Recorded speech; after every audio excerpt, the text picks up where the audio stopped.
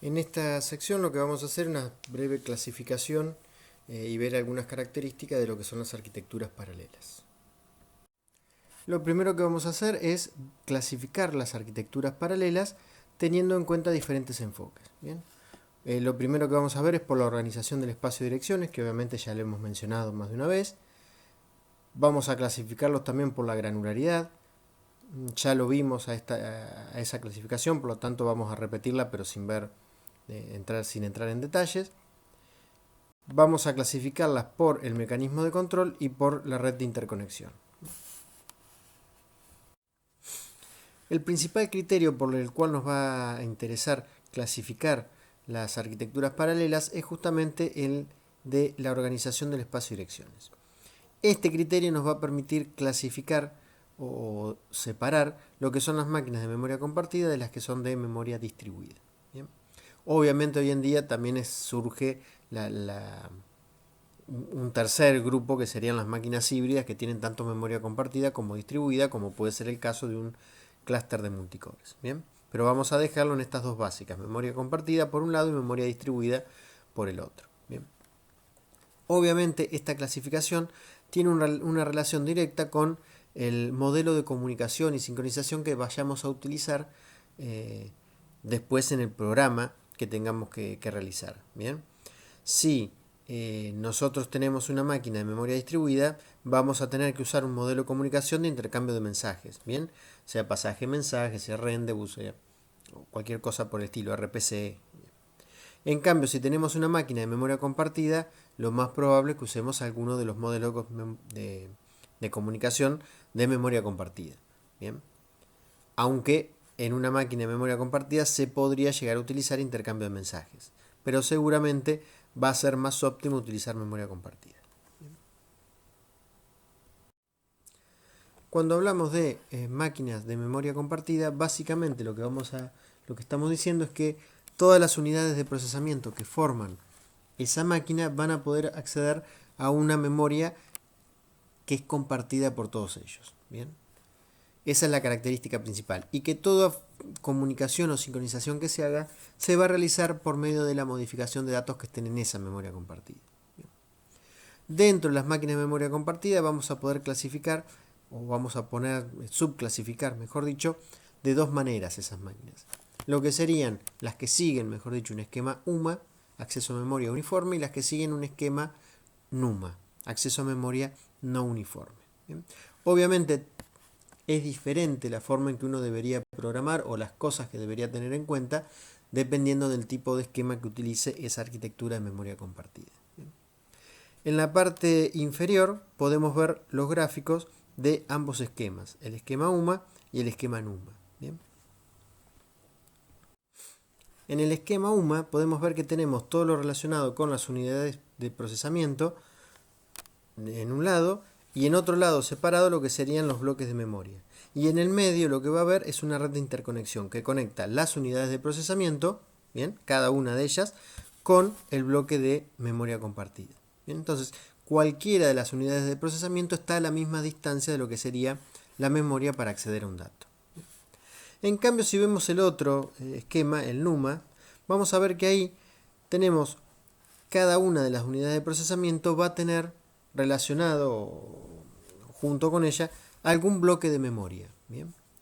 Y todas esas, cada una de esas CPU con su bloque de memoria y caché, van a estar conectadas entre todas ellas a través de algún tipo de red.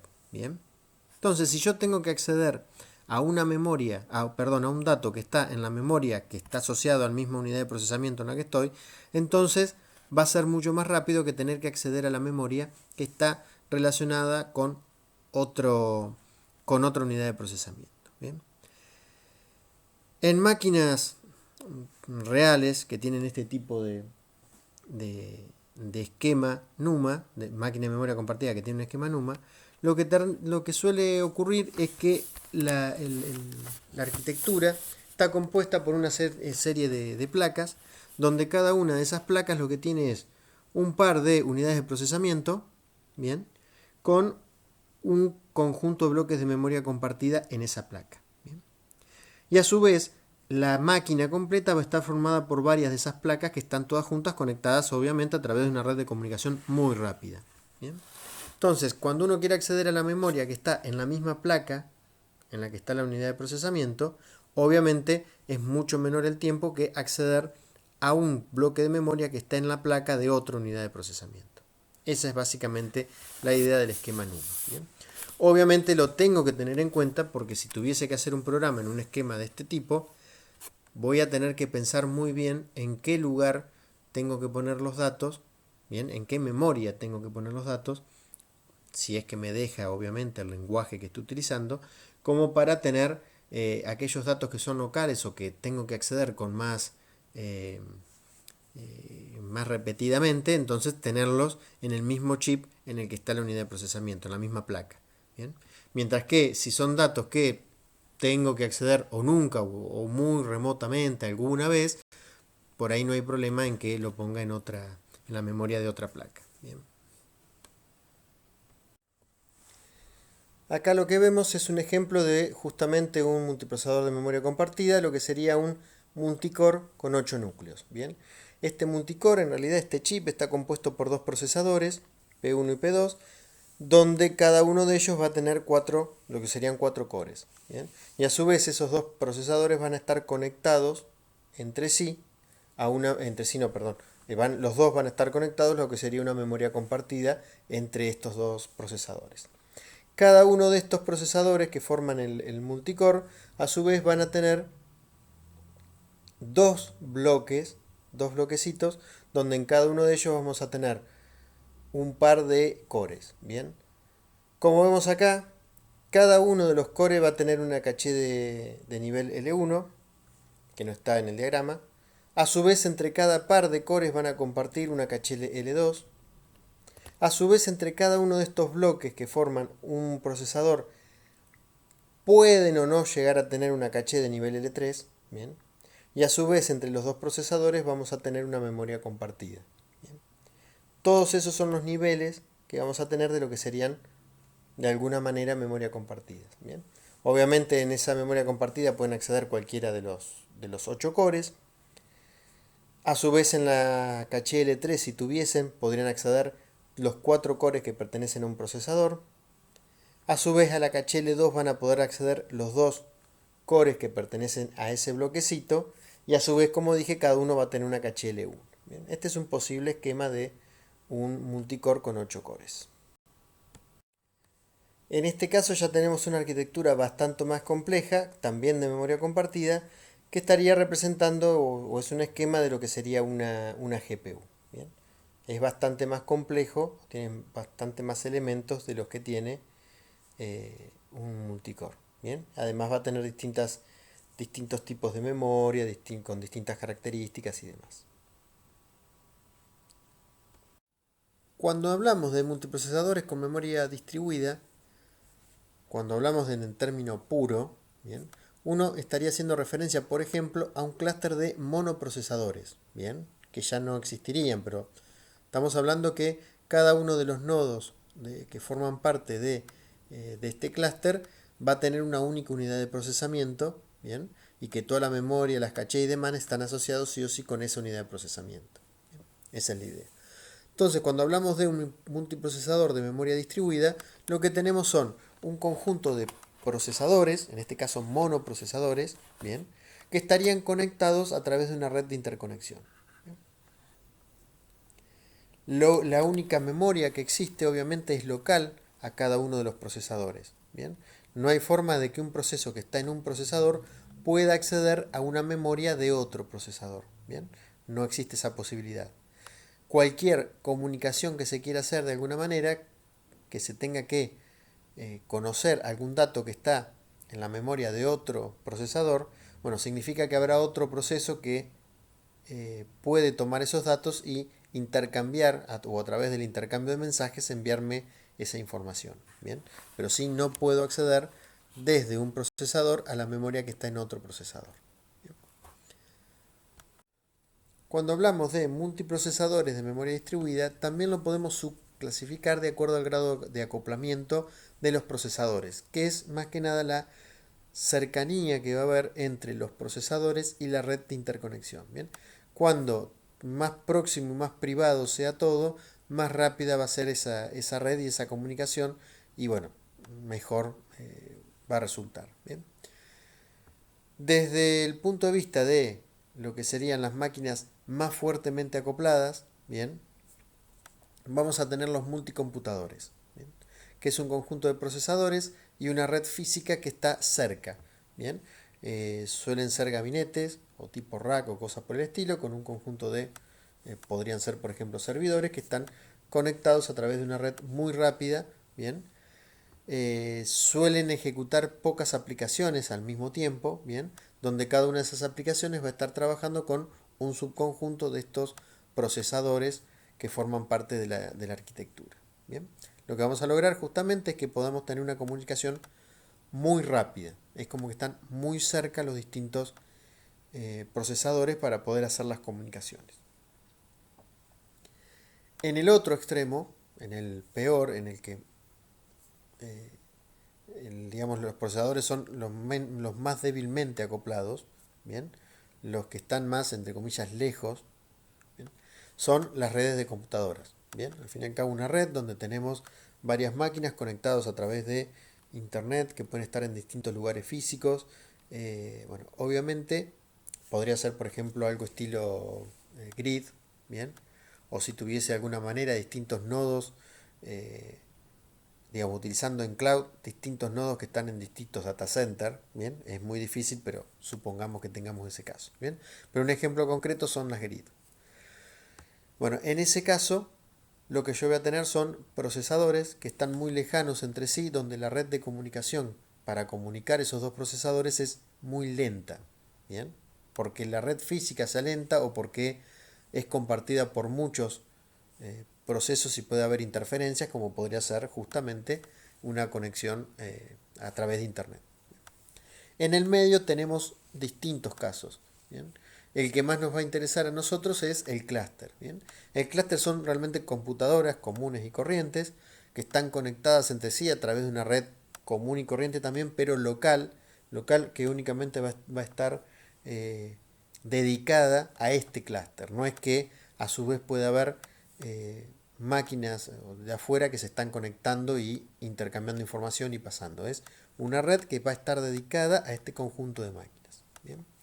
Pero obviamente no es ningún tipo de red o puede no ser ningún tipo de red especial para que sea más rápida. Bien, puede ser una red común y corriente, pero sí dedicada a este conjunto de nodos. Bien.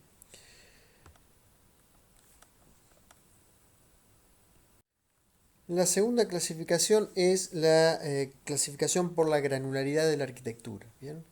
Ya la marqué acá como que, como que estaba visto porque lo habíamos visto en la primera clase cuando hablamos de la granularidad de los programas.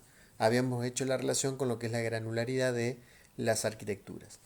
Pero básicamente lo que me indica es cuál es la relación que hay entre la potencia de las máquinas que tengo y la potencia o la velocidad de lo que es la red de comunicación. ¿Bien? Si yo tengo máquinas que son muy potentes y tengo una red de comunicación lenta en relación a la potencia de las máquinas, entonces estamos hablando de una arquitectura de grano grueso. ¿Bien? Es como que puedo tener pocas máquinas muy potentes con una comunicación lenta. Entonces lo que me va a convenir obviamente siempre es hacer pocos procesos o hilos que hagan mucho trabajo y que se tengan que comunicar poco entre ellos. En vez de tener muchos pedacitos de tareas o muchos procesos muy chiquitos que tienen que comunicarse demasiado. ¿Bien? Tengo que tratar de aprovechar la potencia de las máquinas haciendo que hagan mucho cómputo sin necesidad de tener tanta concurrencia porque también vamos a tener en general pocas de esas máquinas. Bien. Y sí, vamos a tener que tratar de que se comuniquen poco porque la comunicación respecto al cómputo va a ser muy costosa. ¿Bien? Ese es el caso de la granularidad gruesa. Granularidad fina, obviamente, es todo lo contrario. Yo voy a tener muchas máquinas, o muchas unidades de procesamiento, mejor dicho, de poca potencia, ¿bien? Y con una red, en relación a la potencia de cada máquina, una red de comunicación rápida. Entonces en ese caso lo que tengo que tener en cuenta es tratar de hacer muy concurrente la aplicación para aprovechar toda la cantidad de unidades de procesamiento que tengo, tratando de que cada una de esas tareas haga poco cómputo y se comunique mucho. ¿Bien? O sea, lo de hacer poco cómputo en realidad es porque me conviene hacerlo más concurrente para aprovechar más cantidad de unidades de procesamiento. ¿Bien? Y no me importa que haya comunicación porque la comunicación en relación al cómputo es rápida. ¿Bien? Entonces, bueno, justamente eso es lo que sería en arquitectura de granularidad fina. Obviamente en el medio tenemos distintas gamas que van desde la gruesa hasta la fina, pasando por distintos grados de medio, digamos. En todo caso, lo importante respecto a la granularidad es que coincida o que hagamos coincidir, de acuerdo a la granularidad de la arquitectura que tenemos, es la granularidad que tenemos que utilizar en la programación que hagamos. ¿Bien? Que se acoplen bien ambas granularidades, la de la arquitectura y la del programa que hagamos. ¿Bien? Eso es lo importante. El tercer criterio que vamos a ver para hacer la clasificación justamente es por el mecanismo de control. Respecto a la clasificación por el mecanismo de control, es una clasificación propuesta por Flynn en 1972. ¿Bien? Y lo que hace es clasificar las arquitecturas en 4 grupos de acuerdo a la cantidad de instrucciones diferentes que se pueden ejecutar, ¿bien? Con respecto a la cantidad de datos sobre los que se pueden ejecutar. Básicamente lo que tenemos es, podemos ejecutar una única instrucción o podemos ejecutar muchas instrucciones, y por el otro lado, si se pueden ejecutar sobre un único dato o sobre múltiples datos. ¿Bien? Eso nos va a dar, obviamente en cada una de las características, dos valores distintas, nos va a dar esas 4 posibilidades. Algunas de ellas son máquinas que ahora ya casi no existen, como los monoprocesadores, o donde el ejemplo claro son los monoprocesadores. Otras que van a ser las máquinas paralelas que normalmente vemos, como los clústeres o los multicore. Otras que ya habían dejado de existir y con la aparición o con el auge de lo que son las GPU y cosas por el estilo, han vuelto en cierta manera a tenerse en cuenta. Y hay otra de esta clasificación, una de las 4, que en realidad no tiene muchos ejemplos reales de arquitecturas de ese tipo, sino que está hecha más que nada o está incluida como para completar las 4 posibilidades y que no quede nada en el aire. ¿Bien? Pero que no son máquinas de programación general, digamos, de paralelismo.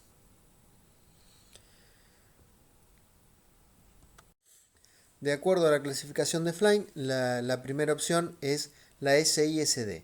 Bien, en este caso es Single Instruction, Single Data. ¿Qué quiere decir? Que la arquitectura paralela, bien, en este caso la arquitectura, va a ejecutar una única instrucción por ciclo de reloj, bien, y lo va a hacer sobre un dato en particular. Bien. Esto obviamente es un ejemplo claro de lo que eran los monoprocesadores. Bien. Teníamos se podía ejecutar una única instrucción en cada ciclo y obviamente esa instrucción iba a estar afectando a un dato en particular. Bien. Cuando hablamos de instrucción hablamos obviamente de una instrucción de máquina. Ahí vemos un diagrama de cómo actuaría. Tenemos la CPU que lo que va a hacer es tomar una instrucción, decodificarla y ejecutar esa instrucción sobre un dato en particular. En el siguiente ciclo se ejecutará otra y así sucesivamente. Lo que vamos a lograr en ese caso obviamente es una ejecución secuencial. Bien, más allá que podamos tener distintos procesos o lo que sea, pero siempre se van a estar ejecutando de a una instrucción por vez. El segundo caso de esta clasificación es el MISD, Multiple Instruction Single Data, que significa que en un ciclo, digamos, de reloj, vamos a ejecutar muchas instrucciones, pero todas sobre el mismo dato. ¿Bien? No son máquinas de propósito general, son hipotéticas, como dije antes, son más que nada para completar la clasificación con todas las posibles opciones. ¿Bien? ¿Qué significaría una ejecución de este tipo? Que en forma sincrónica, ¿bien? Vamos a tomar distintas operaciones que en forma sincrónica se van a ejecutar sobre un mismo dato. ¿Bien? Hay ejemplos posibles, como se menciona, múltiples filtros de frecuencia operando sobre una única señal. Bien, vamos a tener un único señal, que sería en este caso el dato, y le vamos a estar aplicando un montón de filtros distintos, bien, a cada uno de esos datos y en forma sincrónica. Bien, esa es la idea. Lo mismo podrían ser algún filtro sobre imágenes y cosas por el estilo. La tercera opción son Single Instruction Multiple Data, una única instrucción aplicada sobre múltiples datos, obviamente en forma sincrónica al mismo tiempo. ¿Bien? En este caso, lo que tenemos es un conjunto de unidades de procesamiento idénticas, cada una con sus propias memorias. ¿Bien? Y lo que vamos a tener es una única instrucción que es decodificada una sola vez y enviada a todos los procesadores para que ejecuten en un cierto ciclo reloj, que ejecuten esa misma instrucción, todas esas unidades de procesamiento sobre algún dato que está en su memoria en particular. ¿Bien? Entonces, ¿cuál es la idea acá? La ejecución de esas sentencias son sincrónicas. Todas las unidades de procesamiento lo hacen al mismo tiempo. ¿Qué pasaría, por ejemplo, en un if? Si dependiendo de una condición, alguno de esos tiene que ejecutar y otros no, dependiendo justamente si era verdadero o falso. Bueno, lo que tenemos, lo que tiene cada unidad de procesamiento es la posibilidad de desactivarlo, digamos, en un determinado momento para que una instrucción no la ejecute. ¿Bien? Entonces, de esa manera, si yo tuviese un if y en este momento la condición era falsa, por lo tanto no tengo que hacer el conjunto de sentencias que iban por el lado del verdadero, entonces en ese momento esa unidad de procesamiento se apaga. ¿Bien? Entonces, todas las que están prendidas o todas las que están habilitadas van a ejecutar en forma sincrónica esas instrucciones. Aquellas que están deshabilitadas en ese instante de tiempo no hacen nada, es tiempo perdido. ¿Bien? Este tipo de arquitectura sirve para aquellas aplicaciones que tienen un alto grado de regularidad. ¿Bien? Por ejemplo, el procesamiento de imágenes. ¿Bien? Este justamente es un ejemplo de máquinas que en su momento existían, después ya habían dejado de existir y ahora nuevamente se están empezando a tener en cuenta con justamente la aparición de la GPU como máquinas de propósito general o como para poder trabajar en general. ¿Bien? Las GPU justamente utilizan un modelo semejante a lo que es SIMD. ¿Bien? Eso de ejecutar todos en forma sincrónica una misma instrucción al mismo tiempo sobre datos diferentes. ¿Bien? Esto es importante tener en cuenta porque si yo tuviese una máquina de este tipo, hay muchos tipos de sincronización que necesitaría, que necesito en otros casos, que acá lo podría evitar. ¿Bien? Porque la misma sincronización que se da en la ejecución de las instrucciones va a asegurarme de que no estemos en distintos momentos de la aplicación y accediendo a la misma variable, por ejemplo, en distintos tipos de circunstancias. Acá justamente vemos un esquema de cómo funcionaría, en el cual tenemos una única unidad de control, que es el que va a tomar la instrucción que se tiene que ejecutar y la va a decodificar, y se la envía luego a esa misma instrucción, se la envía a todas las CPU. ¿Bien? Ahí también de alguna manera habría que habilitar o deshabilitar distintos procesadores. Cada una de estas unidades de procesamiento lo que van a hacer es tomar de su memoria local un dato con el cual trabajar. ¿Bien? Entonces, esa es la manera de trabajar lo que serían las arquitecturas SIMD. La cuarta opción, MIMD, es justamente el tipo máquina común que utilizamos para lo que es paralelismo, la que es de propósito general, eh, la que hemos visto o la arquitectura sobre la cual se ejecutarían las aplicaciones que hemos visto en el resto de la materia. ¿Bien? son justamente MIMD, Multiple Instruction, Multiple Data. Acá lo que significa que cada unidad de procesamiento va a estar ejecutando su propia instrucción sobre sus propios datos. ¿Bien? Esa es la idea. Cada una de las máquinas va a poder estar ejecutando asincrónicamente distintas partes de un programa, distintas partes de distintos programas también. ¿Bien? Cada uno está trabajando a su ritmo. Estas máquinas MIMD podrían tener una memoria compartida o podrían ser de memoria distribuida y tener que conectarse o comunicarse a través de una red de interconexión. ¿Bien? Cualquiera de los casos entraría. O sea, ¿qué queremos decir acá? Acá adentro podemos meter en esta clase a un multicore, como también podemos poner un clúster de monoprocesadores, o como también podríamos agregar un clúster de multiprocesadores, de multicores, perdón. Bien, cualquiera de todos esos casos entrarían en lo que sería este grupo de IMD, MD. Bien, Multiple Instruction, Multiple Data.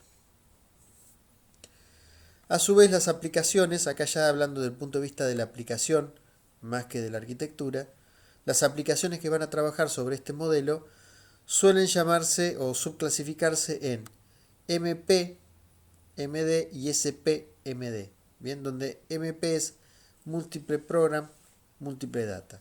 ¿Qué significaría en este caso, por ejemplo? Vamos a tener distintos programas, bien, o códigos realizados, donde cada uno de los procesos va a ejecutar uno de estos códigos diferentes. ¿Bien? Cada proceso va a ejecutar su propio programa, llamémosle así entre comillas. ¿Bien? O sea, van a tener procesos diferentes. En cambio, el modelo SPMD lo que dice es todos los procesos van a ser una copia del mismo programa, del mismo código, pero cada uno va a estar ejecutando a su ritmo y obviamente sus propias instrucciones en algunos casos porque podemos tener un if o podemos tener un switch, ¿bien? Pero a diferencia de lo que era el modelo SIMD, cuando lo que tenemos es un if, si mi condición es verdadera, hago lo que hay que hacer si es verdadero, mientras que otro proceso que tenía la condición en falso, al mismo tiempo podría seguir su ejecución teniendo en cuenta esas otras opciones. No tiene que esperar a que todos los que habían encontrado la variable, la condición verdadera, terminen de ejecutar su parte. Bien, sino que cada uno va a correr a su ritmo independientemente del resto. Obviamente, si necesita pues comunicarse lo hará. Pero no es que se sincronicen y que en un mismo ciclo de reloj todos tengan que ejecutar, por ejemplo, una instrucción. Cada uno de estos va a tener su propio reloj. Bien.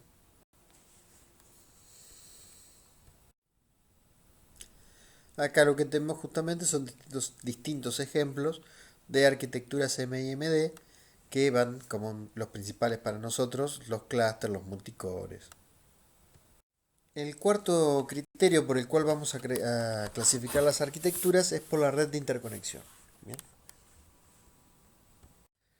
Tanto en las máquinas de memoria compartida como en la de memoria distribuida, estas pueden estar construidas a través de la conexión de varias unidades de procesamiento con varios bloques de memoria. Bien.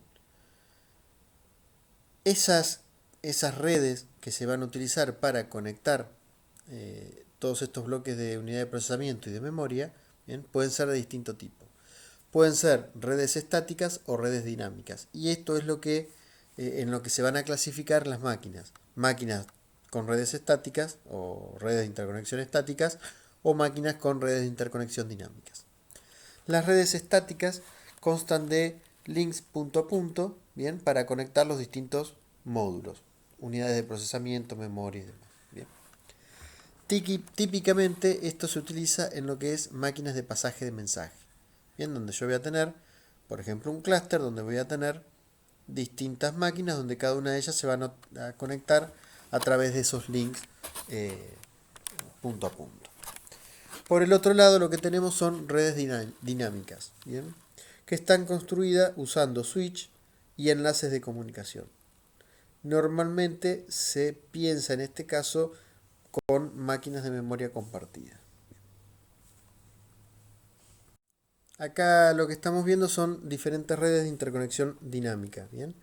Que se utilizarían justamente en arquitecturas que se clasifican como arquitecturas que van a tener redes dinámicas. Bien. Acá lo que vemos son 4 ejemplos. En el primero de ellos, izquierdo superior, superior izquierdo, mejor dicho, lo que tenemos es una red tipo crossbar, donde lo que tenemos es a la izquierda las unidades de procesamiento, arriba los distintos bloques de memoria, y vemos ahí una grilla que se forma entre los cables, digamos, que van eh, para cada procesador, que son los horizontales, y los verticales, que son para cada bloque de memoria, y en cada una de esas intersecciones lo que tenemos es un elemento de switching. ¿Bien? De esta manera, de acuerdo a cuál es la dirección o el bloque de memoria al cual tengo que acceder, se activa el switch correspondiente al bloque de memoria y entonces al único lugar que voy a poder acceder es justamente a ese bloque de memoria. ¿Bien? Esa es la forma en que trabajaría en esta red. En una sola etapa, en un solo paso, yo ya desde la unidad de procesamiento accedo a la memoria que corresponde. ¿Bien? Es la red más rápida de todas, de estas dinámicas, pero lo malo que tiene es que es muy costoso su implementación y agregarle elementos, así sean bloques de memoria o así sean elementos de procesamiento, porque habría que agregar no solo, digamos, un nuevo, llamémosle cable, correspondiente a ese bloque, sino que además todos los elementos de switching que están en cada una de las intersecciones con los cables perpendiculares a él. Bien, entonces es costoso. En la otra punta me refiero de las características, están los buses, que es el diagrama que está en la parte inferior, donde tenemos un único canal, llamémosle de esa manera, a través del cual todos los procesos o toda la unidad de procesamiento mandan sus pedidos, su información, y a través de ellos, por ejemplo, acceden a la memoria. Bien, es la menos costosa si uno quisiera agregarle, por ejemplo, un elemento de procesamiento más o más memoria, pero también es la más lenta para poder acceder a estas comunicaciones o a tomar estos datos de la memoria, ¿bien? Porque entre otras cosas se generan muchas interferencias en el medio. Por otro lado, tenemos cosas como árboles, ¿bien? En la cual me permite de alguna manera ir dividiendo, pasando por varias etapas, pero distribuyendo de alguna manera la carga de trabajo para acceder a los distintos bloques de memoria. Y por último, en la parte superior derecha, tenemos las redes multistage, que lo que hace es, como ven ahí en el diagrama, a la izquierda tenemos las unidades de procesamiento, a la derecha los bloques de memoria. Lo que hace es pasar por una serie de etapas, en cada una de ellas hay un conjunto de switch que me va desviando hacia la entrada que corresponde a la siguiente etapa, y de esa manera me va a permitir llegar desde la unidad de procesamiento hasta la memoria. La cantidad de etapas por la que tengo que pasar suele ser logarítmica, por lo tanto no van a ser muchas etapas, pero es más fácil de ampliar, por ejemplo, lo que sería una crossbar, aunque es más lenta, más difícil de ampliar de lo que es un bus, aunque mucho más rápido. Bien, es un caso intermedio. Y aquí lo que tenemos son distintas redes de interconexión estáticas. Bien, lo que representaríamos en cada una de estas serían arquitecturas conectadas a través de ese tipo de red. Bien, el primero de los casos es completamente conectada, bien, donde tenemos un subconjunto de nodos. En este caso, como dijimos antes, suelen ser para máquinas de memoria distribuida, por lo tanto cada uno de estos nodos sería una computadora completa, unidad de procesamiento, memoria, caché y todo lo demás. Bien. Entonces cada máquina en sí va a estar conectada con las otras, con todas las otras a través de un cable, un link directo. ¿Bien? Es la más rápida de todas porque obviamente de las redes estáticas, ¿no? Cada vez que un proceso tiene que comunicarse, que un procesador, perdón, una unidad de procesamiento tiene que comunicar con otra, en un solo paso lo puede hacer, ¿bien? Porque hay un link directo entre esos dos procesadores que se quieren comunicar. Es la más rápida para comunicarse, pero tiene la contra que si yo agrego un nuevo procesador, por ejemplo, a toda esta arquitectura, eso implicaría agregar un montón de links, un montón de enlaces directos a cada uno justamente de los otros procesadores. El caso más o menos contrario a esto sería una conexión en estrella, una red de conexión en estrella, en el cual lo que tenemos es un nodo central y todo el resto conectados a ese nodo central. Si yo quisiera agregar un nuevo nodo, es nada más que agregar un único link desde ese nuevo nodo hasta el nodo central. Es fácil extender entonces esta arquitectura. ¿Qué es lo que tiene de malo? Bueno, o un poquito malo, que si yo quiero comunicarme entre, si se quieren comunicar dos procesos donde ninguno de los dos son el nodo se corresponde con el nodo central, entonces necesito dos pasos para hacer la comunicación.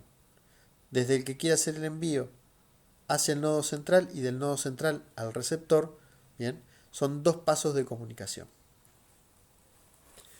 Después tenemos otros casos que son peores todavía, que es el caso de los arreglos lineales o de los anillos. Bien, acá lo que tenemos es una secuencia en el caso del arreglo lineal, una secuencia de, supongamos en este caso, procesadores conectados a través de una red, bien, donde cada uno conoce a el vecino que está a la izquierda y al de la derecha, y en el caso de los extremos va a conocer un único vecino. Bien. Esto también suele ser lenta la comunicación o además no es uniforme. Supónganse que yo quiero conectar los dos procesos del extremo. Bien. Tengo que hacer una comunicación a través de 3 etapas hasta llegar justamente de un extremo al otro. En el caso de los anillos sigue las mismas características con la única diferencia que el primero y el último también están unidos. Entonces puedo llegar a reducir la cantidad, sobre todo en los peores casos, la cantidad de pasos que tengo que hacer para comunicar dos procesos que no son vecinos. Bien. En el caso del anillo, el peor caso deja de ser los dos que están en el extremo. Bien. Porque esos dos que están en el extremo son vecinos a través de algún link directo. El peor de los casos está desde un extremo hasta el medio, digamos. Bien. Pero entonces se reduce bastante la cantidad de pasos promedios que debería hacerse si yo quiero comunicar cualquier par de procesos de esta arquitectura. Otra forma de conectar justamente estos nodos es a través de un árbol, donde los nodos, las aristas que hay entre esos nodos del árbol, son links directos. Bien, cada nodo va a representar un procesador. Cada link sería justamente, o cada arista o cada conexión que hay entre esos nodos, sería justamente un canal directo, un link entre esos dos pares de procesadores. Bien. Esto también me permite de alguna manera reducir la cantidad de pasos para poder comunicarme con un proceso con otro. Bien. Y después ya lo que tenemos abajo, en la parte izquierda, son mallas, toros, mallas 3D. En general se las denomina mesh con con algo que me va a indicar cuál es la cantidad de dimensiones que tiene. Bien. Y eso lo que forma es, llamémosle un arreglo de distinta cantidad de dimensiones con los distintos nodos conectados entre ellos, los cuales pueden ser que los extremos no se conecten entre sí, bien, como era, por ejemplo, en el caso del arreglo lineal sería un caso particular de estos con dimensión 1, bien, o podrían a su vez los extremos conectarse y formar un toro, que en ese caso el anillo sería un caso particular donde la dimensión es 1, bien. Y a su vez, por otro lado, tenemos los hipercubos, bien, que bueno, me permiten asegurar que cualquier comunicación se va a hacer en a lo sumo de pasos. Bien.